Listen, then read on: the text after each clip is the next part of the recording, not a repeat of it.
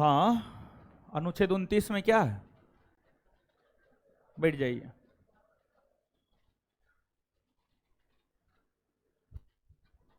ए,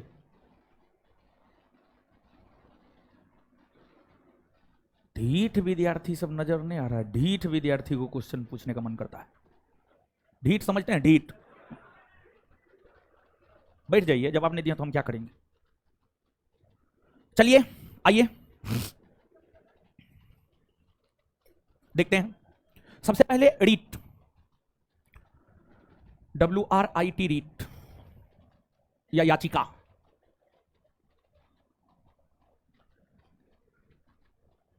याचिका, आदेश। रीट, याचिका या आदेश। देखिए, है, सुन रहिए, सुनिए, एक बात बताते हैं हम आपको, समझिएगा चीजों को। जैसे कल एक मैसेज आया था हमारे व्हाट्सएप पे, इतिहास का क्लास जो 3-3.5 घंटा ले लिए थे, बोला हमारे सर के ऊपर से उड़ गया। देखिए, हम आपको बता रहे हैं पूरे पटना के भीतर रोशन आनंद से बढ़िया इतिहास कोई नहीं पढ़ा सकता है, रोशन आनंद से बढ़िया कोई नहीं समझा सकता है। ताली नहीं बजाना है, ये सत्य है और यही परम सत्य है। और हमसे अगर इतिहास आप पढ़ के नहीं समझ पा रहे हैं, आप किसी से इतिहास पढ़ के नहीं समझ सकते हैं। और देखिए, BPSC क्वालिफाई किया था वो लड़का सिंटू, आप पूछ लीजिएगा, वो बताया नहीं। पहले क्लास लगाते थे सैटरडे संडे को फुल, सुबह 8 बजे से लेकर रात में 8 बजे तक, 2 दिन में पूरा इतिहास खत्म कर देते थे। उस टाइम का बच्चा था वो सिंटू, समझ गए। और एक दिन में 10 घंटा क्लास लगाते थे और बच्चा पढ़ता था। देखिए, सबसे बड़ा चीज क्या है जानते हैं? सबसे बड़ा चीज क्या है? सबसे बड़ा चीज है रुचि, इंटरेस्ट, पसंद।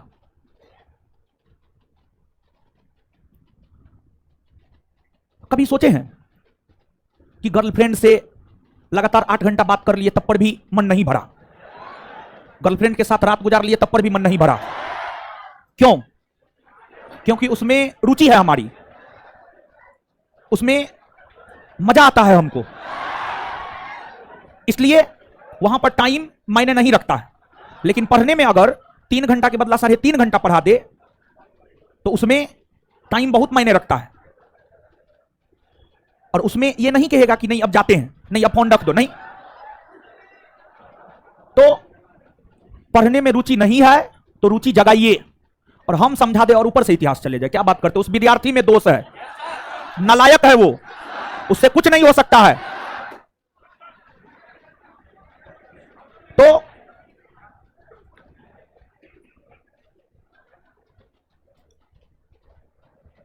सबसे बड़ा चीज यह है कि सफल हर कोई हो ही नहीं सकता है। और बहानेबाज लोग तो और नहीं। सफलता और बहानेबाजी दोनों एक दूसरे का इनवर्सली प्रोपोर्शनल है। जो बहानेबाज है वो सफल नहीं हो सकता, जो सफल है वो बहाना नहीं बना सकता। दोनों एक दूसरे का विपरीत है।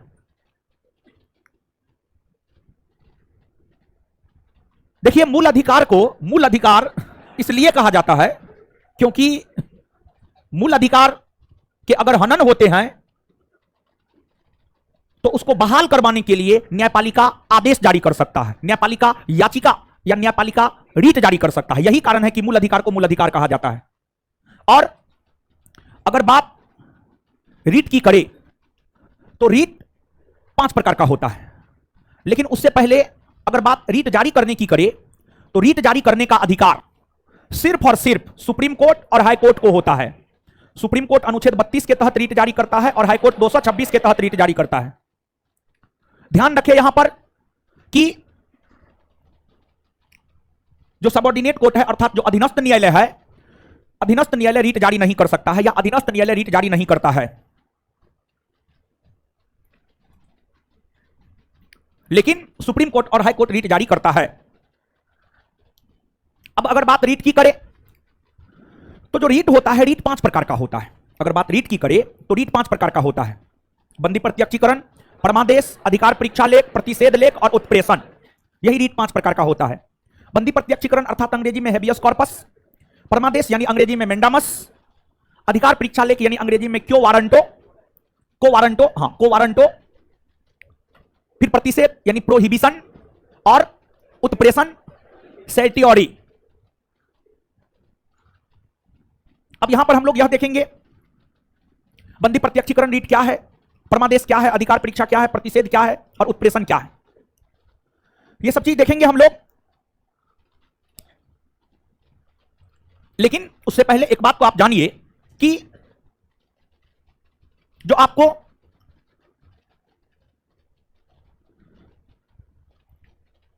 ये 5 प्रकार के रीट है, सुप्रीम कोर्ट भी 5 प्रकार का रीट जारी कर सकता है और हाई कोर्ट भी 5 प्रकार का रीट जारी कर सकता है। सुप्रीम कोर्ट भी 5 प्रकार का रीट जारी कर सकता है और हाई कोर्ट भी 5 प्रकार का रीट जारी कर सकता है। दोनों को 5 प्रकार के रीट जारी करने के अधिकार प्राप्त हैं। अब यहां पर स्टेप बाय स्टेप हम लोग देखेंगे कि बंदी प्रत्यक्षीकरण रीट क्या है।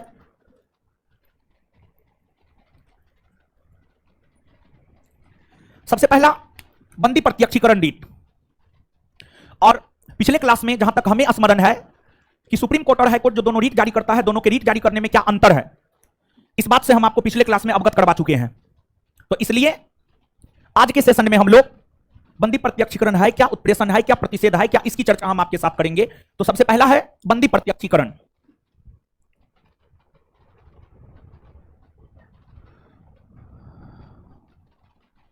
यानी हेबियस कॉर्पस। अंग्रेजी भी याद रखिएगा, ध्यान दीजिएगा, कभी काल क्या करता है, हिंदी नहीं देता है, अंग्रेजी दे देता है। तो इसलिए हम आपको अंग्रेजी भी बताएं। देखिए हम बहुत कम जगह अंग्रेजी शब्द का प्रयोग करते हैं, लेकिन जहां पर अंग्रेजी शब्द का प्रयोग करते हैं वहां पर समझ जाइए कि इसका कुछ ना कुछ महत्व है, इसलिए हम अंग्रेजी शब्द का प्रयोग किए हैं। आपको बंदी प्रत्यक्षीकरण, इसका शाब्दिक अर्थ होता है सशरीर प्रस्तुत करना। इसका शाब्दिक अर्थ होता है सशरीर प्रस्तुत करना, सशरीर प्रस्तुत करना, सशरीर प्रस्तुत करना। देखिए यह रीट तब जारी किया जाता है जब किसी व्यक्ति को यह लगता है कि उन्हें अवैध तरीका से या गलत तरीका से गिरफ्तार कर लिया गया है। जब किसी व्यक्ति को यह लगता है कि उसे अवैध तरीका से गिरफ्तार कर लिया गया है, तब ही उस व्यक्ति के लिए न्यायपालिका रीट जारी करता है और न्यायपालिका यह रीट व्यक्ति को गिरफ्तार करने वाले अधिकारी को लेकर जारी करता है और उसे आदेश देता है कि उसने जिसे गिरफ्तार किया है उस गिरफ्तार व्यक्ति को 24 घंटा के भीतर न्यायालय के समक्ष प्रस्तुत किया जाए, ताकि न्यायपालिका जांच कर सके कि व्यक्ति निर्दोष है या दोषी है। अगर व्यक्ति निर्दोष है तो उसे छोड़ दिया जाएगा और अगर व्यक्ति दोषी है तो उसे जेल भेज दिया जाएगा। और ध्यान रहे कि इस रीट के जरिए 2 मौलिक अधिकार की रक्षा की जाती है, और इस रीट के जरिए जो 2 मौलिक अधिकार की रक्षा की जाती है वह एक है अनुच्छेद 21 और दूसरा है अनुच्छेद 22। अनुच्छेद 21 में है प्राण एवं दैहिक स्वतंत्रता और अनुच्छेद 22 में है गिरफ्तारी के विरुद्ध संरक्षण। ये 2 अधिकार की रक्षा इस रीट के जरिए की जाती है। इसके बाद अगर देखा जाए कि यहां पर याद क्या रखा जाए, तो यहां पर 2 बात याद रखना है परीक्षा के लिहाज से। एक, बंदी प्रत्यक्षीकरण का शाब्दिक अर्थ क्या होता है। बंदी प्रत्यक्षीकरण का शाब्दिक अर्थ क्या होता है, सशरीर। बंदी प्रत्यक्षीकरण का शाब्दिक अर्थ क्या होता है, सशरीर प्रस्तुत करना। और दूसरा, बंदी प्रत्यक्षीकरण रीट के जरिए कौन से 2 मौलिक अधिकार की रक्षा होती है, 21 और बंदी प्रत्यक्षीकरण रीट के जरिए कौन से 2 मौलिक अधिकार की रक्षा होती है, 21 और 22। यही 2 बात याद रखना है। और अगर तीसरा कुछ याद रखना है तो वो ये याद रखना है, ऐसे पूछा जा सकता है कि कौन ऐसा रीट है जो गिरफ्तार किए गए व्यक्ति को 24 घंटा के भीतर न्यायालय के समक्ष प्रस्तुत करने का आदेश देता है। तो आंसर बंदी प्रत्यक्षीकरण, बंदी प्रत्यक्षीकरण। याद हुआ इतना। इसके बाद आगे है 2 नंबर में परमादेश यानी मेंडामस। मेंडामस परमादेश का शाब्दिक अर्थ होता है हम आदेश देते हैं। परमादेश का शाब्दिक अर्थ होता है हम आदेश देते हैं।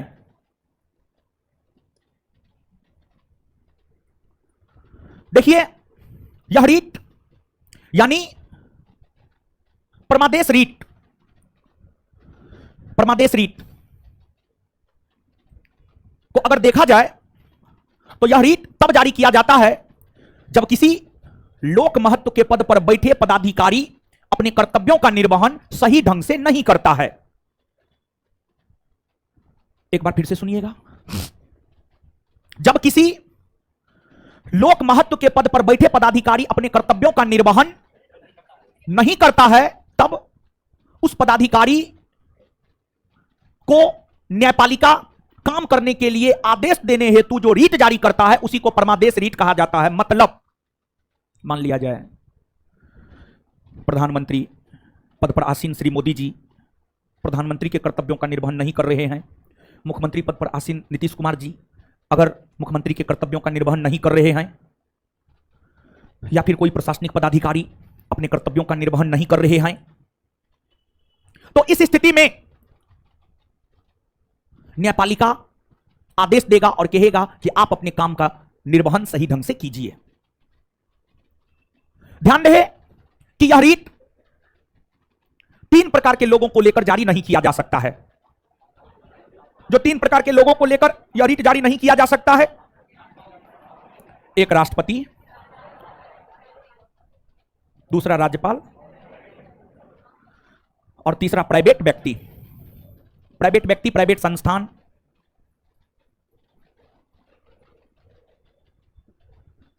राष्ट्रपति द्रौपदी मुर्मू अगर पद पर है, राष्ट्रपति के काम का वो निर्वहन नहीं भी कर रही है, फिर भी उनके खिलाफ परमादेश रीट जारी नहीं किया जा सकता है। और राज्यपाल पद पर रहते हुए अगर कर्तव्यों का निर्वहन नहीं कर रहा है तो उनको लेकर भी रीट जारी नहीं किया जा सकता है। या फिर कोई भी प्राइवेट व्यक्ति, कोई भी प्राइवेट संस्थान अगर अपने काम को सही ढंग से नहीं कर रहा है तो उसको लेकर भी न्यायपालिका रीट जारी नहीं कर सकता है। तो यहां पर परमादेश में 3 बात याद रखना है। पहली बात, परमादेश का शाब्दिक अर्थ क्या होता है? तो परमादेश का शाब्दिक अर्थ क्या होता है? परमादेश का शाब्दिक अर्थ क्या होता है? परमादेश का शाब्दिक अर्थ क्या? कितने प्रकार के लोगों को लेकर जारी नहीं हो? कौन कौन? इसके बाद अगर कोई लोक महत्व के पद पर बैठे पदाधिकारी अपने कर्तव्यों का निर्वहन नहीं करता है तो उन्हें अपने कर्तव्यों का निर्वहन करने को लेकर जो आदेश दिया जाता है उस रीट को क्या कहा जाता है? परमादेश। फिर तीसरा है आपको अधिकार परीक्षा।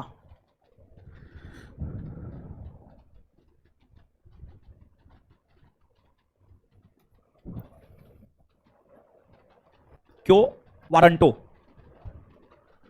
अधिकार परीक्षा का शाब्दिक अर्थ होता है किस अधिकार से? अधिकार परीक्षा का शाब्दिक अर्थ होता है किस अधिकार से?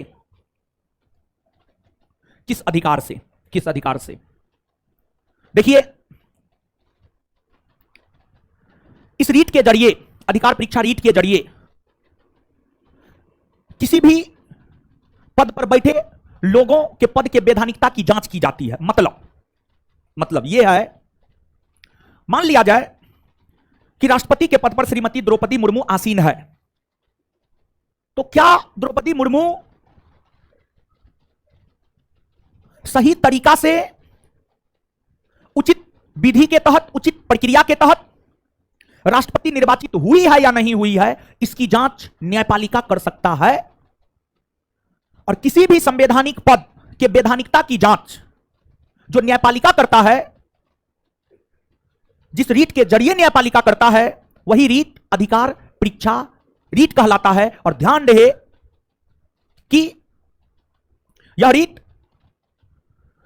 राष्ट्रपति को लेकर तो जारी हो सकता है, लेकिन राज्यपाल को लेकर जारी नहीं हो सकता है। यह रीट प्रसाद प्रयत्न पद को लेकर जारी नहीं होता है। यह रीट प्रसाद प्रयत्न पद को लेकर जारी नहीं होता है। यह रीट प्रसाद प्रयत्न पद को लेकर जारी नहीं होता है। राष्ट्रपति को लेकर जारी हो सकता है, राज्यपाल को लेकर जारी नहीं होता है, क्योंकि राज्यपाल एक प्रसाद प्रयत्न पद है। राज्यपाल राष्ट्रपति के प्रसाद प्रयत्न पद है। प्रसाद प्रयत्न मतलब कोई भी राज्य का राज्यपाल तब तक ही पद पर रह सकता है जब तक राष्ट्रपति की इच्छा है। मतलब राज्यपाल राष्ट्रपति की इच्छा तक ही किसी राज्य के राज्यपाल के पद पर रह सकता है। राष्ट्रपति जब चाहे तब राज्यपाल को पद से हटा सकता है। यही प्रसाद प्रयत्न का मतलब होता है। इसके बाद जो 2 अन्य रीट है, प्रतिषेध और उत्प्रेषण। प्रतिषेध और उत्प्रेषण रीट की हम बात करें तो ये दोनों न्यायिक रीट है। ये दोनों न्यायिक रीट है। आपसे पूछा जाता है निम्नलिखित 5 रीटों में से कौन न्यायिक रीट है। अगर न्यायिक रीट की बात करें तो 2 न्यायिक रीट है, एक है आपको प्रतिषेध और दूसरा है उत्प्रेषण। एक है प्रतिषेध और दूसरा है उत्प्रेषण। आगे जो 2 रीट है वो दोनों के दोनों अगर देखा जाए तो दोनों न्यायिक रीट है। एक है आपको प्रतिषेध और दूसरे की अगर हम बात करें तो दूसरा है आपको उत्प्रेषण। दूसरा है उत्प्रेषण।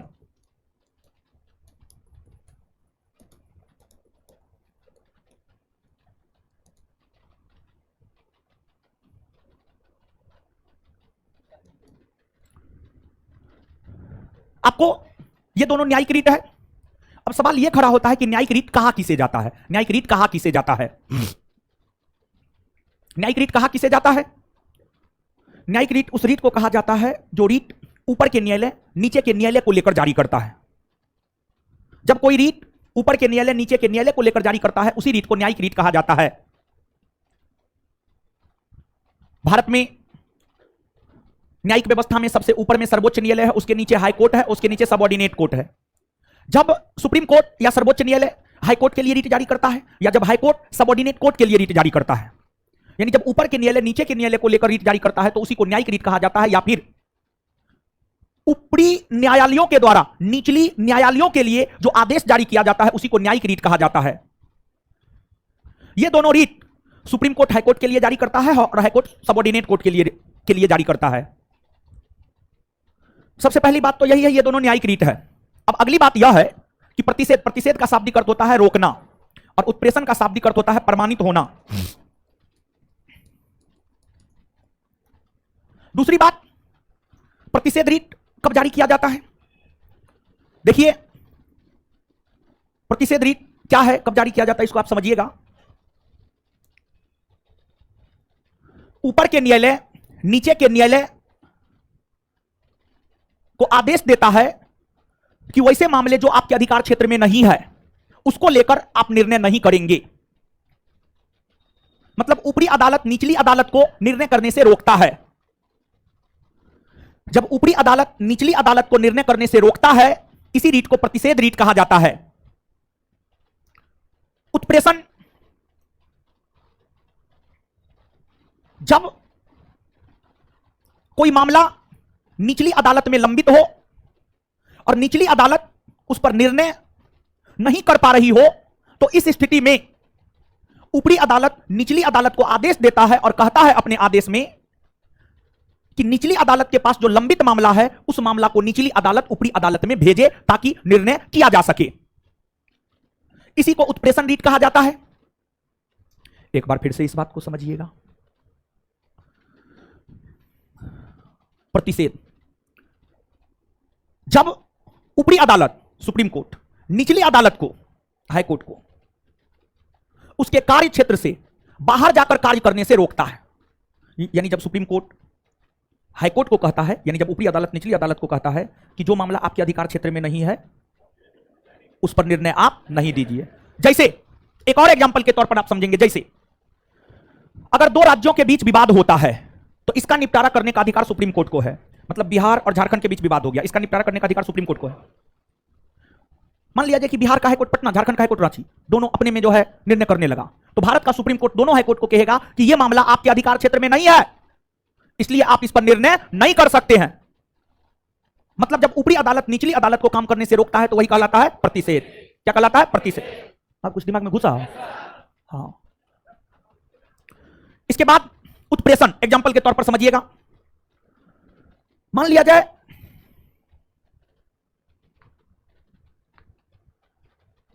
कोई मामला पटना हाईकोर्ट में चल रहा है, पटना हाईकोर्ट उस पर निर्णय करने में देरी कर रहा है, तो सर्वोच्च न्यायालय सुप्रीम कोर्ट भारत का पटना हाईकोर्ट को कहेगा कि जो आपके पास लंबित मामला है ना, जिस पर आप निर्णय नहीं कर पा रहे, उसको आप ऊपर भेज दीजिए, सुप्रीम कोर्ट भेज दीजिए, सुप्रीम कोर्ट में उसका निर्णय होगा। यानी जब ऊपरी अदालत निचली अदालत को यह आदेश देता है कि निचली अदालत के पास लंबित मामला ऊपर की अदालत में भेजी जाए तो इसी को उत्प्रेषण रीट कहा जाता है। और जो उत्प्रेषण रीट है उसे पोस्टमार्टम की संज्ञा भी दी जाती है, पोस्टमार्टम की संज्ञा भी दी जाती है। पोस्टमार्टम में क्या होता है?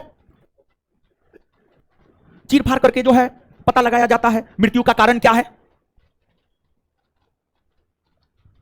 वैसे ही निचली अदालत ने निर्णय नहीं किया है तो जब ऊपरी अदालत में जाता है, ऊपरी अदालत जो है विचार विमर्श करता है और देखता है आखिरकार निर्णय क्यों नहीं हुआ है, और विचार विमर्श करके ऊपरी अदालत न्याय करने का काम करता है, निर्णय देने का काम करता है, क्या है क्या नहीं है, क्या होना चाहिए क्या नहीं होना चाहिए। समझे कुछ? हाँ या ना? अब तो एग्जाम्पल के तौर पर भी समझा दिया, अब इतना भी नहीं समझे हैं तो फिर कोई उपाय ना है, ठीक है, कोई उपाय ना है।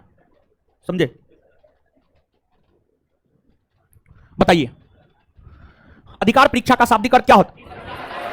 किस अधिकार से? अधिकार परीक्षा का शाब्दिक अर्थ क्या होता है? आगे बतलाइएगा। कौन ऐसा रीत है जिसके जरिए किसी संवैधानिक पद पर बैठे व्यक्तियों के पद के वैधानिकता की जांच की जाती है? कौन है? अधिकार परीक्षा। कौन ऐसा रीत है जो राष्ट्रपति को लेकर जारी हो सकता है लेकिन राज्यपाल को लेकर नहीं? अधिकार परीक्षा। कौन ऐसा रीत है जो राष्ट्रपति को लेकर जारी हो सकता है, राज्यपाल को लेकर नहीं? कौन ऐसा रीत है जो प्रसाद प्रयत्न पद को लेकर जारी नहीं होता है? कौन है? अच्छा, 5 रीत में न्यायिक रीत कितने हैं? कितने हैं? कौन कौन? कौन कौन? प्रतिषेध का शाब्दिक अर्थ, उत्प्रेषण का शाब्दिक अर्थ, उत्प्रेषण का शाब्दिक अर्थ क्लियर है? जब ऊपर के अदालत निचली अदालत को आदेश देते हुए यह कहता है कि जो काम निचली अदालत के क्षेत्राधिकार में नहीं है उस पर निचली अदालत निर्णय नहीं करे, इस रीत को क्या कहा जाता है? क्या कहा जाता है? जब ऊपरी अदालत निचली अदालत को कहता है कि निचली अदालत के पास लंबित मामले को ऊपरी अदालत में भेज दिया जाए ताकि निर्णय किया जा सके, इस रीत को क्या कहा जाए? पोस्टमार्टम की संज्ञा किसे दी जाती है? उत्प्रेषण। समझ गए? क्लियर है ये बात? है क्या?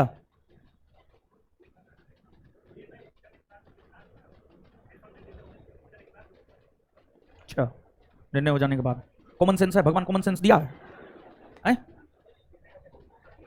तो उसमें देखिए प्रतिषेध में बैठ जाइए, प्रतिषेध में है तब ऊपरी अदालत आदेश देता है जब निर्णय नहीं होता है, और उत्प्रेषण में होगा तब आदेश देता है जब निर्णय कर दिया हो।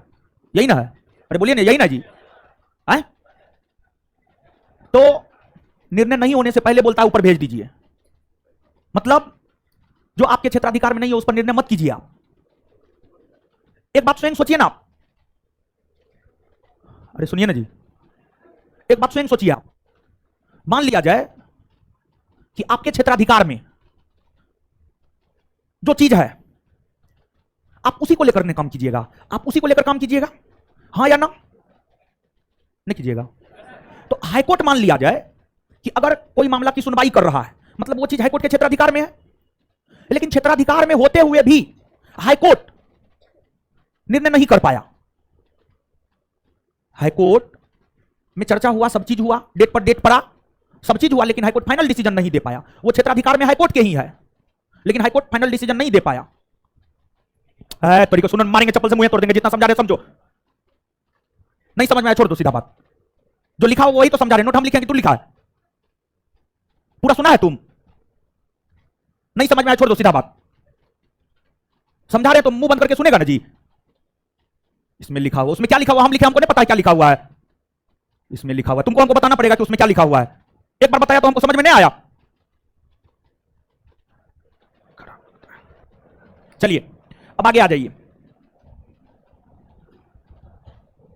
आगे आइए। अब देखिए, मौलिक अधिकार को लेकर जो विवाद हुआ है उस विवाद को आगे हम लोगों को समझना है। मौलिक अधिकार को लेकर जो विवाद हुआ है उस विवाद को हमें समझना है। रीत खत्म हो गया, अब सिर्फ विवाद है, उसको समझ लीजिए। मौलिक अधिकार खत्म। देखिए, मौलिक अधिकार को लेकर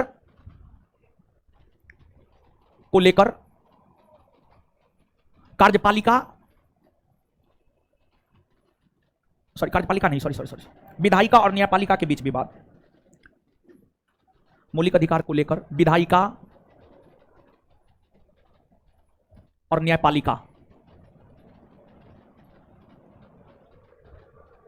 के बीच विवाद।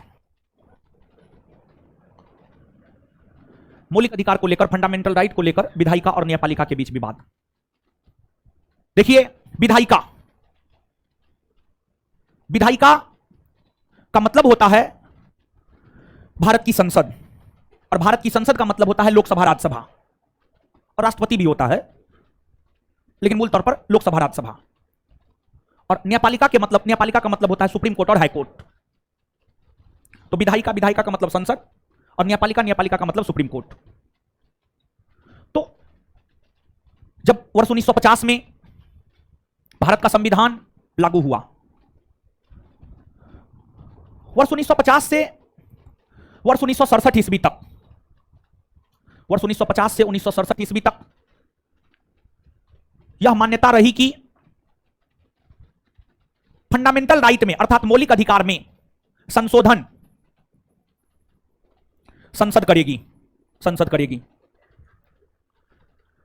देखिए जो संविधान है ना, संविधान में संशोधन करने का अधिकार संसद को है। संविधान में जो भी प्रावधान है, संविधान के प्रावधानों में संशोधन करने का अधिकार संसद को है।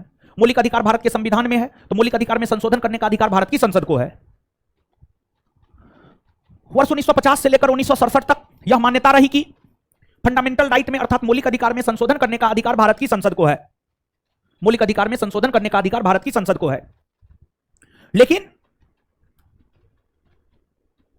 सुप्रीम कोर्ट का एक निर्णय अर्थात न्यायपालिका का एक निर्णय वर्ष 1967 में आया। गोलकनाथ बनाम पंजाब राज्यवाद 1967। सुप्रीम कोर्ट का एक निर्णय 1967 में गोलकनाथ बनाम पंजाब राज्यवाद 1967 में आया। इस निर्णय में सुप्रीम कोर्ट ने यह कहा कि संसद फंडामेंटल राइट में संशोधन नहीं कर सकती है, संशोधन नहीं कर सकती है। संसद फंडामेंटल राइट में मौलिक अधिकार में संशोधन नहीं कर सकती है। तो इस वाद में सुप्रीम कोर्ट यानी न्यायपालिका ने यह कहा कि संसद मौलिक अधिकार में संशोधन नहीं कर सकती है। उस समय देश की प्रधानमंत्री श्रीमती इंदिरा गांधी हुआ करती थी। मोदी जी से भी ज्यादा बहुमत इंदिरा गांधी को मिला था। मोदी जी से भी ज्यादा सनकी इंदिरा गांधी थी। मोदी जी से भी ज्यादा सशक्त निर्णय लेने में इंदिरा गांधी का नाम आता है। यानी न्यायपालिका ने यानी सुप्रीम कोर्ट ने संसद को चुनौती दे दिया, लोकसभा राज्यसभा को चुनौती दे दिया कि ना संसद मौलिक अधिकार में संशोधन नहीं कर सकती है। अर्थात सुप्रीम कोर्ट ने इंदिरा गांधी को चुनौती दे दिया, इंदिरा गांधी की सरकार को चुनौती दे दिया। प्रधानमंत्री इंदिरा गांधी की नेतृत्व वाली सरकार ने 24वां संविधान संशोधन 1971 किया। और इस संविधान संशोधन में भारत की संसद ने यह प्रावधान किया कि मौलिक अधिकार में संशोधन करने का अधिकार भारत की संसद को ही है। इंदिरा गांधी की नेतृत्व वाली सरकार ने 1971 में संविधान में संशोधन किया और संविधान में इस बात को शामिल किया कि मौलिक अधिकार में संशोधन करने का अधिकार भारत की संसद को ही है। भारत की संसद यानी विधायिका, विधायिका यानी भारत की संसद यह कह रही है 24वां संविधान संशोधन में कि मौलिक अधिकार में संशोधन करने का अधिकार भारत की संसद को ही है। दूसरी तरफ न्यायपालिका अपने 1967 के जजमेंट में यह कह रहा है कि मौलिक अधिकार में संशोधन करने का अधिकार भारत की संसद को नहीं है। मतलब बेटा जी कह रहा है हम पटना जाएंगे, मां कह रही है जाने दीजिए, पिताजी कह रहे हैं नहीं। इस स्थिति में क्या होता है, यह माना जाएगा कि माता और पिता के बीच विवाद है। तो सुप्रीम कोर्ट कह रहा है नहीं, न्यायपालिका कह रहा है नहीं और संसद कह रहा है हां। मतलब आखिरकार मौलिक अधिकार में संशोधन करे कौन, आखिरकार मौलिक अधिकार में संशोधन करे कौन, किसको लेकर न्यायपालिका और विधायिका के बीच विवाद हो गया। जब इसको लेकर न्यायपालिका और विधायिका के बीच विवाद हो गया, इस विवाद का निपटारा करने हेतु 24वां संविधान संशोधन 1971 को सुप्रीम कोर्ट में चुनौती दिया गया। और जब 24वां संविधान संशोधन 1971 को सुप्रीम कोर्ट में चुनौती दिया गया तो सुप्रीम कोर्ट ने इस विवाद का निपटारा केशवानंद भारती बनाम केरल राज्यवाद 1973 के जरिए किया। केशवानंद भारती बनाम केरल राज्यवाद 1973 के जरिए सुप्रीम कोर्ट विधायिका और न्यायपालिका के बीच होने वाले विवाद का निपटारा किया। और निपटारा करते हुए इस वाद में सुप्रीम कोर्ट ने जो जजमेंट दिया, उस जजमेंट में सुप्रीम कोर्ट ने यह कहा कि फंडामेंटल राइट यानी मौलिक अधिकार में संशोधन करने का अधिकार संसद को है, संसद को है। लेकिन ध्यान रहे कि संसद संविधान के मूल ढांचा में संशोधन नहीं कर सकती है, संशोधन नहीं कर सकती है। मतलब सुप्रीम कोर्ट ने विधायिका और न्यायपालिका के बीच होने वाले विवाद को निपटाते हुए यह कहा कि संसद मौलिक अधिकार में संशोधन कर सकती है, अर्थात जो 24वां संविधान संशोधन 1971 में प्रावधान किया गया था उसे सुप्रीम कोर्ट ने मान्यता दे दिया। परंतु सुप्रीम कोर्ट ने अपने जजमेंट में यह भी कहा कि संसद मौलिक अधिकार में तो संशोधन कर सकती है लेकिन संविधान के मूल ढांचा में संशोधन नहीं कर सकती है। और इसी जजमेंट में सुप्रीम कोर्ट ने केशवानंद भारती बनाम केरल राज्यवाद 1973 के जजमेंट में ही सुप्रीम कोर्ट ने संविधान के मूल ढांचा का सिद्धांत भी दिया। केशवानंद भारती केस में ही सुप्रीम कोर्ट ने संविधान के मूल ढांचा का सिद्धांत भी दिया और सुप्रीम कोर्ट ने संविधान के मूल ढांचा का सिद्धांत देते हुए यह भी बतलाया कि कौन कौन से प्रावधान संविधान के मूल ढांचा में आते हैं। सुप्रीम कोर्ट ने बतलाया कि संविधान की सर्वोच्चता संविधान की मूल ढांचा है, संसदीय शासन प्रणाली संविधान की मूल ढांचा है, विधि का शासन संविधान की मूल ढांचा है, धर्मनिरपेक्षता संविधान की मूल ढांचा है, संप्रभु लोकतांत्रिक गणराज्य संविधान की मूल ढांचा है, कल्याणकारी राज संविधान की मूल ढांचा है, स्वतंत्र एवं निष्पक्ष चुनाव संविधान की मूल ढांचा है, न्यायिक पुनर्विलोकन संविधान की मूल ढांचा है। यह सभी संविधान की मूल ढांचा है। संघवाद संविधान की मूल ढांचा है। तो ये सभी प्रावधान जो संविधान के मूल ढांचा में आते हैं, संघवाद, संसदीय शासन प्रणाली, धर्मनिरपेक्षता, संप्रभु लोकतांत्रिक गणराज्य, ये सभी जो संविधान के मूल ढांचा में आता है, इसमें संसद संशोधन नहीं कर सकती है। इसके बाद अब देखिएगा, ये तो हो गया यहां तक। इसके बाद देखिएगा, एक प्रश्न पूछा जाता है किस संविधान संशोधन के तहत राज्य के नीति निर्देशक तत्व को मौलिक अधिकार पर वरीयता दी गई है। एनडीए सीडीएस का पूछा हुआ क्वेश्चन है और बिहार दरोगा में पूछे जाने की प्रबल संभावना है। इस प्रश्न का बहुत अधिक संभावना है। सबसे पहले तो क्वेश्चन है ना, आपको समझ में आया होगा। क्वेश्चन फिर से सुनिएगा आप। क्वेश्चन यह है, किस संविधान संशोधन के तहत राज्य के नीति निर्देशक तत्व को मौलिक अधिकार पर वरीयता दिया गया है। मतलब सरल और आसान भाषा में, यानी किस संविधान संशोधन में यह कहा गया है कि मौलिक अधिकार की तुलना में राज्य के नीति निर्देशक तत्व ज्यादा महत्व के हैं। मौलिक अधिकार की तुलना में राज्य के नीति निर्देशक तत्व ज्यादा महत्व के हैं। मौलिक अधिकार की तुलना में राज्य के नीति निर्देशक तत्व ज्यादा महत्व के हैं। देखिए, इस प्रश्न का उत्तर होगा 42वां संविधान संशोधन 1976। परंतु आगे आप सुनिएगा, सामान्य तौर पर ज्यादा महत्व मौलिक अधिकार का है। सामान्य तौर पर ज्यादा महत्व मौलिक अधिकार का है। सामान्य तौर पर ज्यादा महत्व मौलिक अधिकार का है। मौलिक अधिकार की तुलना में राज्य के नीति निर्देशक तत्व का कम महत्व है, पहली बात। लेकिन कुछ मामलों में राज्य के नीति निर्देशक तत्व को मौलिक अधिकार पर वरीयता दिया गया है। यह वही बात हो गई, भूगोल आपने पढ़ा है, हिमालय की नदियां बारहमासी है, प्रद्वीपीय भारत की नदियां मौसमी है, लेकिन अपवाद स्वरूप प्रद्वीपीय भारत की नदियों में कावेरी नदी 12, तो एक अपवाद वाला बात नहीं हो गया, हाँ या ना? तो वही अपवाद स्वरूप चीज है कि सामान्य तौर पर मौलिक अधिकार का ज्यादा महत्व है राज्य के नीति निर्देशक तत्व की तुलना में। परंतु कुछ विशेष मामलों में राज्य के नीति निर्देशक तत्व को मौलिक अधिकार पर वरीयता दिया गया है और ऐसा 42वां संविधान संशोधन 1976 के तहत हुआ है। देखिए, जब आपको कुछ समझ में आया, कावेरी नदी पर एग्जांपल दियो, कुछ समझ में आया है? जब मौलिक अधिकार के तुलना में राज्य के नीति निर्देशक तत्व को ज्यादा वरीयता दिया गया, ज्यादा महत्व दिया गया 42वां संविधान संशोधन 1976 के तहत, तो इस संविधान संशोधन को सुप्रीम कोर्ट में चुनौती दिया गया। सुप्रीम कोर्ट ने इसका निपटारा मिनर्वा मिल्स बनाम भारत संघवाद 1980 के तहत किया। मिनर्वा मिल्स बनाम भारत संघवाद 1980 के तहत सुप्रीम कोर्ट ने इस विवाद का निपटारा किया और सुप्रीम कोर्ट ने अपने जजमेंट में यह कहा कि अगर सामाजिक न्याय और आर्थिक लोकतंत्र अगर सामाजिक न्याय और आर्थिक लोकतंत्र, सामाजिक न्याय की चर्चा है 39 के ख में, 39 ख, और आर्थिक लोकतंत्र की चर्चा है 39 ग।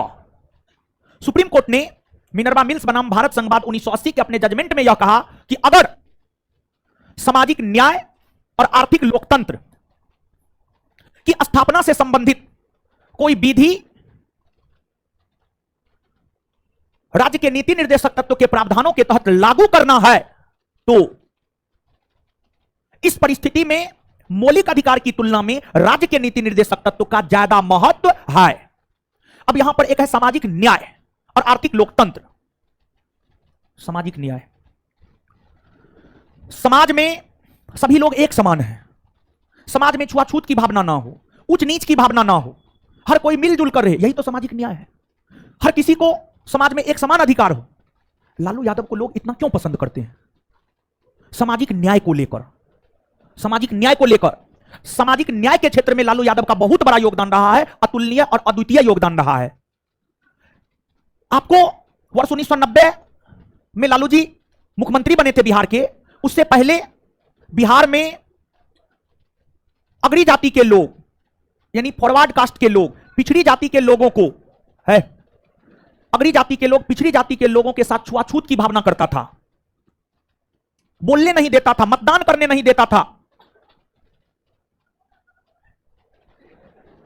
लालू यादव ने लोगों को, पिछड़ी जाति के लोगों के मुंह में आवाज दिया कि आप बोलिए, आप बराबरी कीजिए, जो आपके साथ छुआछूत होता है उसका विरोध कीजिए, आप मतदान कीजिए, मतदान करने का अधिकार आपको भी है, भारत का संविधान आपको मतदान करने का अधिकार दिया है। तो लोग बोलने लगे, लोग मतदान करने लगे। इसके बाद आर्थिक लोकतंत्र। आर्थिक लोकतंत्र मतलब, लोकतंत्र, लोकतंत्र का मतलब क्या होता है? लोकतंत्र का मतलब होता है सब एक समान है। लोकतंत्र की यही तो खूबसूरती है, हम सब एक समान है, चाहे प्रधानमंत्री मोदी हो चाहे आम जनता हो। जब मतदान करने जाते हैं तो मोदी जी को लाइन में खड़ा होकर के मतदान करना होता है और आपको भी लाइन में खड़ा होकर के मतदान करना होता है। संविधान में जो चीज है वो आपको भी मानना होता है, वो मोदी जी को भी मानना होता है। लोकतंत्र यही तो है। तो आर्थिक लोकतंत्र, आर्थिक मतलब वित्तीय, वित्तीय मतलब धन संपत्ति, मतलब जो हमारा देश है, जो भी सार्वजनिक संपत्ति है, वो सार्वजनिक संपत्ति सभी के लिए एक समान है, उस पर किसी विशेष का अधिकार नहीं है। अब मोदी जी जैसे ने सब चीज अडानिया को दे दिए,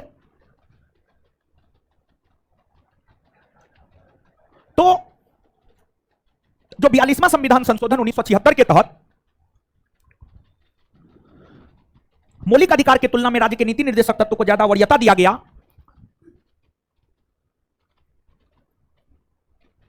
इसको लेकर जब विवाद हुआ तो मिनर्वा मिल्स बनाम भारत संघवाद 1980 में इसका निपटारा हुआ और उसमें सुप्रीम कोर्ट ने यह कहा कि अगर सामाजिक न्याय और आर्थिक लोकतंत्र स्थापित करने को लेकर कोई विधि राज्य के नीति निर्देशक तत्व को लेकर बनाई गई है और अगर उससे मौलिक अधिकार का हनन भी होता है तब पर भी वो विधि मान्य होगा।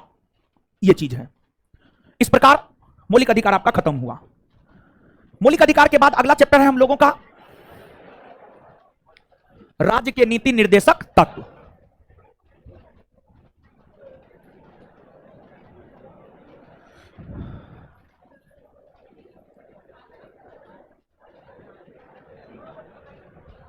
डायरेक्टिव,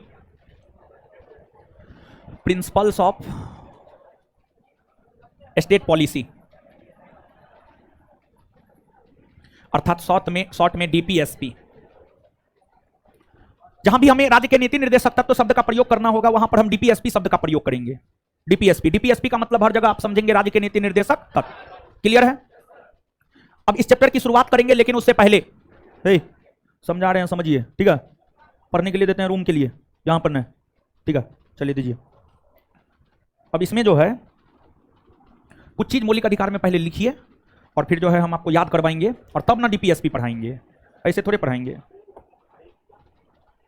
क्या है जी?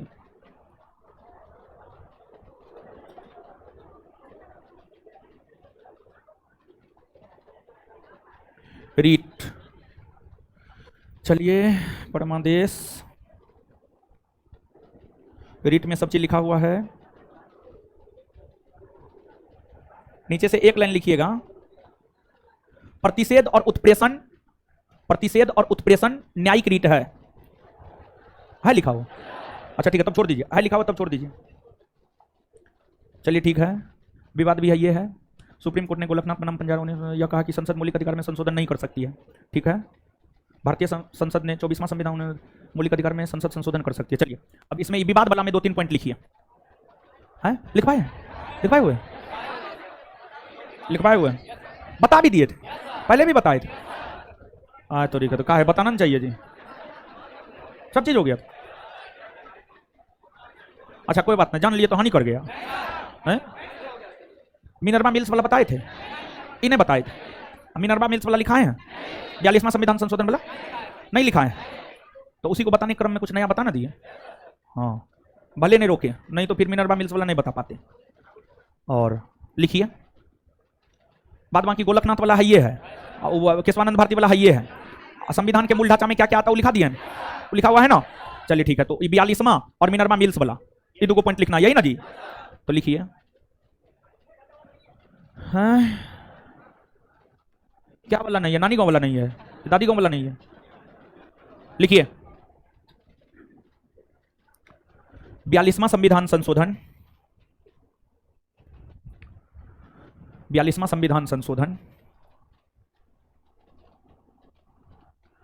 1976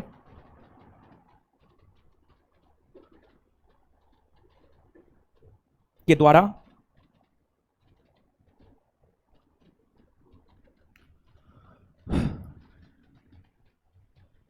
कुछ मामलों में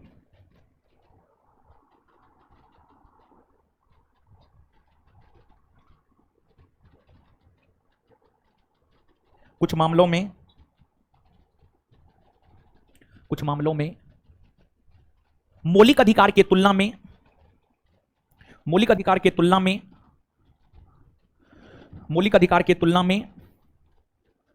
राज्य के नीति निर्देशक तत्व को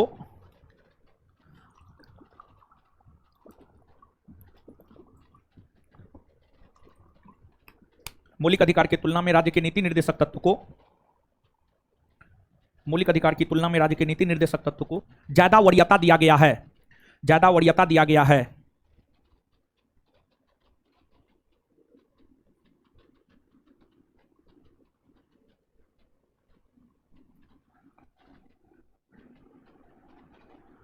जब इस प्रावधान को लेकर विवाद हुआ,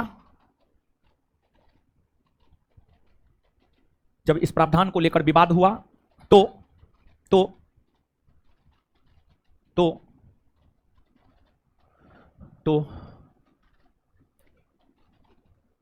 सुप्रीम कोर्ट ने इस विवाद का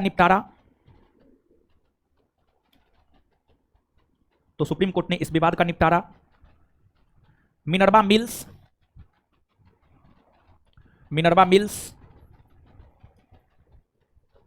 बनाम भारत संघवाद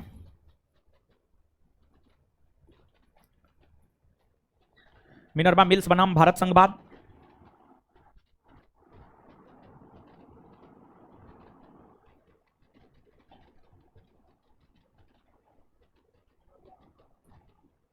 उन्नीस सौ 80 के तहत किया।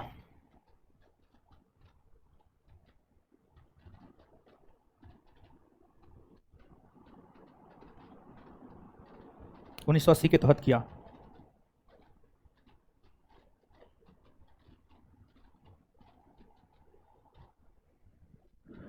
उन्नीस सौ अस्सी के तहत किया। Full stop. चलिए आइए तो बताइए तो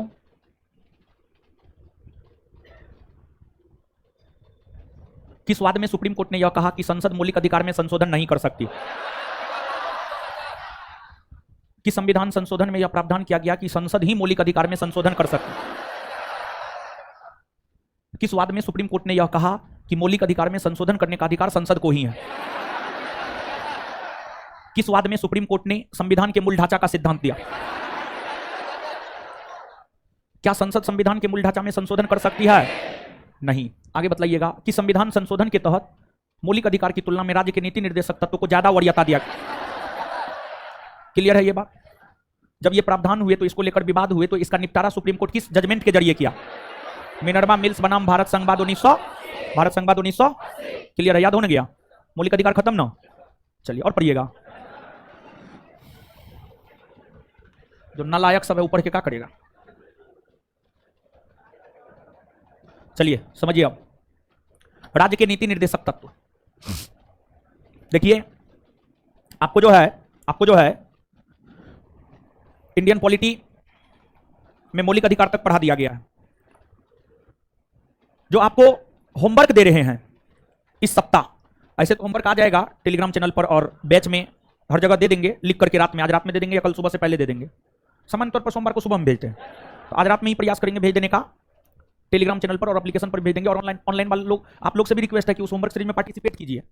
और जो ऑनलाइन क्लास डेली करते होंगे उनको सब चीज पता होगा, जो नहीं करते होंगे उनको तो अपने करियर से मतलब है ही नहीं। जब